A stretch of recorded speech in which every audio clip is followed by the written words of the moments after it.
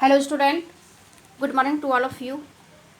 आज हम लोग मार्क्स के दूसरे पार्ट को पढ़ने जा रहे हैं। पहले पार्ट को मैंने पढ़ा चुकी हूँ, मार्क्स के इंट्रोडक्शन और उनके कुछ बुक के बारे में।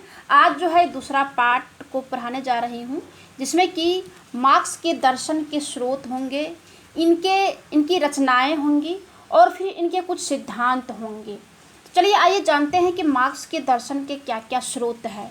इनके संबंध में एबेनस्टीन के अनुसार इन्होंने कहा था कि अपनी स्वयं की कष्टपूर्ण और लंबी खोज में मार्क्स को अपना दर्शन किसी विचारक से बना बनाया नहीं मिला, वरन उसने उसे विभिन्न स्रोतों से एकत्रित किया था।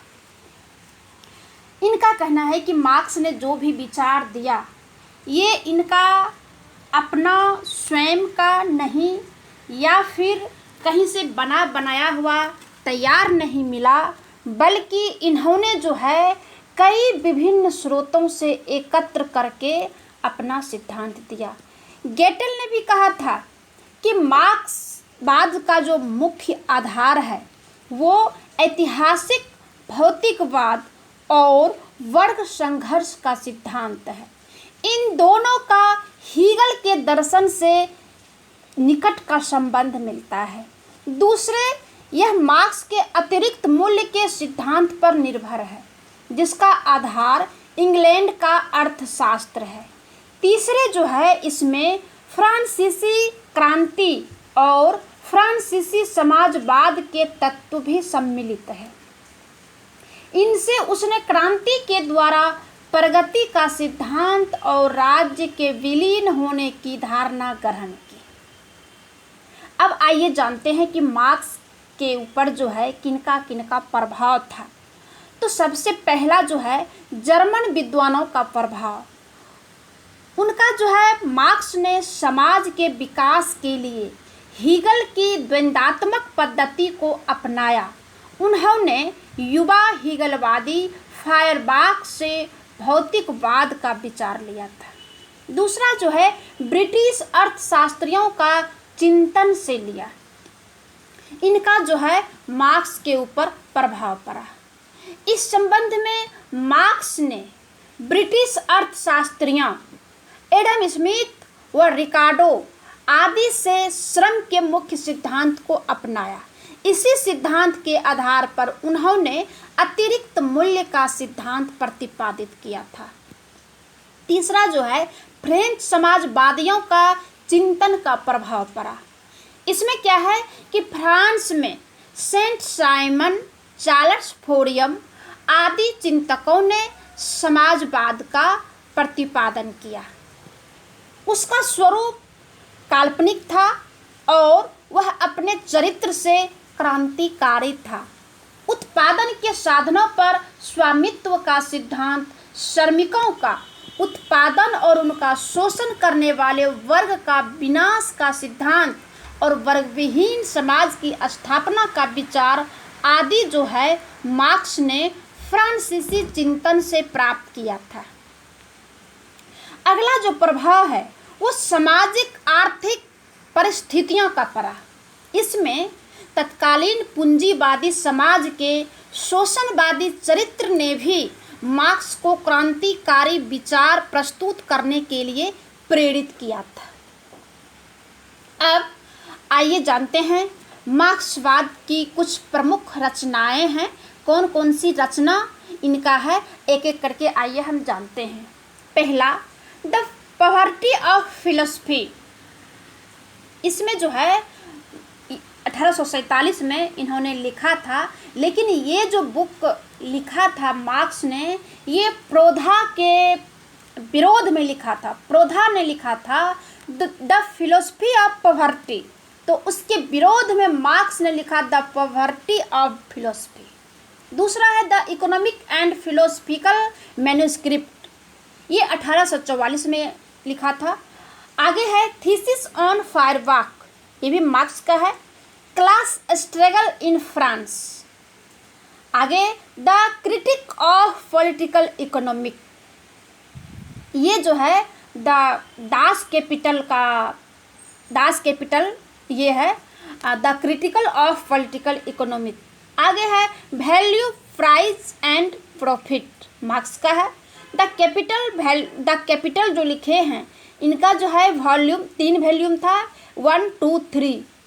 इस वॉल्यूम का एक वॉल्यूम जो है मार्क्स ने लिखा था, बाकी 2 वॉल्यूम जो है मार्क्स के मरने के बाद इनके जो साथी थे एंगल्स ने पूरी किए थे। आगे है the civil war in France, आगे द गोथा प्रोग्राम, आगे the holy family, the German ideology, the communist manifesto. ये तीनों जो है मार्क्स और एंगल्स ने दोनों मिलकर लिखे थे। आगे है the origin of family, private poverty एवं द स्टेट, जो है ये एंगल्स और इन्होंने दोनों मिलकर लिखे थे, एंगल्स का है ये। आगे है स्टेट एंड रिवॉल्यूशन, ये लेनिन का है। ऑन कंट्राडिक्शन माओ से तुंग का है। द प्रिजन नोटबुक ग्रामसी का है। ये सब इन्हीं से रिलेटेड जो है बुक है। अब आइए जानते हैं कि मार्क्स की जो रचना है उस रचना में किस रचना में कौन सी बातों का जिक्र है, इन बातों को जानते हैं। तो द कैपिटल जो है इसमें जो है मार्क्स ने मूल आर्थिक नियमों का विश्लेषण किया है। और द कैपिटल का पूरा नाम the critique of political economic है। आगे द कैपिटल का जो पहला खंड मार्क्स ने ऊपर में बता चुकी हूँ, बाकी जो 2 खंड है मार्क्स के मृत्यु के बाद एंगल्स ने संपादित किए हैं। प्रोधो ने द फिलोसफी ऑफ पॉवर्टी 1847 में लिखा, उसके विरुद्ध में इसके जवाब में मार्क्स ने द पॉवर्टी ऑफ फिलोसफी लिखा। आगे जो है the civil war in France में जो है राज्य पर विचार दिया था मार्क्स ने, और इन्होंने जो है द कम्युनिस्ट मैनिफेस्टो के विचारों को संशोधित भी किया था the civil war in France में। द जर्मन आइडियोलॉजी में द्वंद्वात्मक भौतिकवाद का सिद्धांत दिया है। टेलर ने मार्क्स की रचना द कम्युनिस्ट मैनिफेस्टो को बाइबिल या कुरान की भांति पवित्र कहा है। अब जो है आइए जानते हैं कि मार्क्स के प्रमुख विचार या प्रमुख सिद्धांत या मूल मान्यताएं, जो भी कह लीजिए मार्क्स के बारे में आइए जानते हैं। पहला इन्होंने दिया द्वंद्वात्मक भौतिकवाद का सिद्धांत। दूसरा इनका है इतिहास की भौतिकवादी या आर्थिक व्याख्या। तीसरा है वर्ग संघर्ष का सिद्धांत। चौथा है अतिरिक्त मूल्य का सिद्धांत, और मार्क्स का राज्य सिद्धांत भी है। आगे है प्रजातंत्र, धर्म व राष्ट्र के संबंध में भी इनका विचार है, और इसके ऊपर भी जो है प्रजातंत्र और धर्म और राष्ट्र के संबंध में भी इनकी कुछ अलग धारणा है। आगे है मार्क्सवादी पद्धति कार्यक्रम, जिसे कि क्रांति के नाम से भी जाना जाता है। परंतु मार्क्सवाद को जानने का जो है 3 आधार है। पहला है उत्पादन प्रणाली, दूसरा है उत्पादन के साधन, और तीसरा है उत्पादन का संबंध। अब जो है आइए हम पहला जो है द्वंद्वात्मक भौतिकवाद का जो सिद्धांत है मार्क्स का, आइए हम इस सिद्धांत के बारे में पढ़ते हैं। तो द्वंद्वात्मक भौतिकवाद का जो सिद्धांत है मार्क्स के संपूर्ण चिंतन का मूल आधार कहा जाता है। यह सिद्धांत भौतिकवाद की मान्यताओं को द्वंद्वात्मक पद्धति के साथ मिलाकर सामाजिक परिवर्तन की व्याख्या देने का प्रयत्न करता है।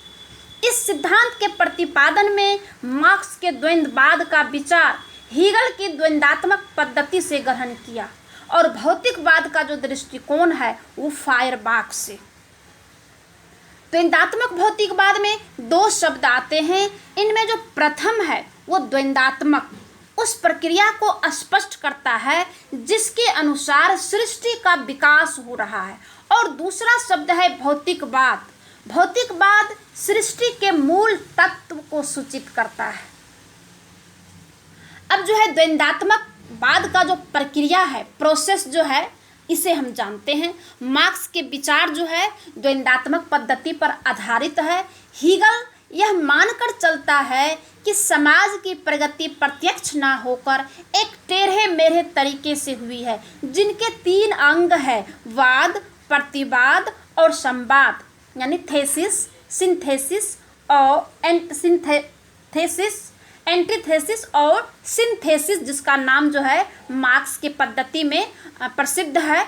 ये जो है हीगल से प्रभावित होकर ये भी जो है अपनाए हैं। तो मार्क्स की इस पद्धति का आधार हीगल का यही द्वंद्ववादी दर्शन है। मार्क्स और उसके अनुयायियों ने द्वंद्वात्मक प्रक्रिया को गेहूं के पौधे के उदाहरण से समझाया है। जैसे गेहूं का दाना वाद है, भूमि में बो देना और बो देने के बाद जब पौधा निकलता है तो ये दूसरा चरण प्रतिवाद यानी एंटीथेसिस हुआ। और जो तीसरा चरण पौधे में बाली का आना, इसके पकने पर गेहूं का दाना बनना तथा पौधे का सूख कर नष्ट होना, और उससे गेहूं जो फिर से हम निकाल लिए, जो गेहूं बोए और फिर किस प्रोसेस से फिर गेहूं बनके मेरे पास आया, ये जो है तीसरा चरण जो है सिंथेसिस, ये तीसरा चरण है और यही मार्क्स का द्वंद्वात्मक प्रक्रिया है। अब भौतिकवाद को जानते हैं। जब हीगल ने सृष्टि का मूल तत्व चेतना या विश्व आत्मा को मानता है, वहीं मार्क्स जो है सृष्टि का मूल तत्व जड़ को मानता है। अब आइए जानते हैं द्वंद्वात्मक भौतिकवाद की विशेषता क्या है। पहली विशेषता है, द्वंद्ववाद के अनुसार विश्व स्वतंत्र है और यह असंबद्ध वस्तुओं का ढेर या संग्रह मात्र नहीं है, वरन समग्र इकाई है जिसकी समस्त वस्तुएं परस्पर निर्भर है। द्वंद्ववाद के अनुसार ये दूसरा विशेषता है कि द्वंद्ववाद के अनुसार प्रकृति अस्थिर, गतिशील और निरंतर परिवर्तनशील है। ये जो है भौतिकवाद का दूसरी विशेषता है। तीसरी है, द्वंद्ववाद के अनुसार वस्तुओं में विकास और परिवर्तन की प्रक्रिया सरल है। और चौथी विशेषता, वस्तुओं में गुणात्मक परिवर्तन धीरे धीरे ना होकर शीघ्रता के साथ अचानक होते हैं। पांचवी है, वस्तुओं में गुणात्मक परिवर्तन क्यों होते हैं, इसका उत्तर मार्क्स हीगल की विचारधारा के आधार पर ही देता है। छठा है, द्वंद्वात्मक भौतिकवाद प्रकृति जगत की आर्थिक तत्वों के आधार पर व्याख्या करता है और पदार्थ को समस्त विश्व की नियंत्रक शक्ति के रूप में जो है देता है। ये जो है द्वंद्वात्मक भौतिकवाद की विशेषता रही। अब इसके द्वंद्वात्मक पद्धति के विकास के नियम और अगली प्रक्रिया को जो है अगले वीडियो में मैं बताऊंगी। तब तक के लिए धन्यवाद।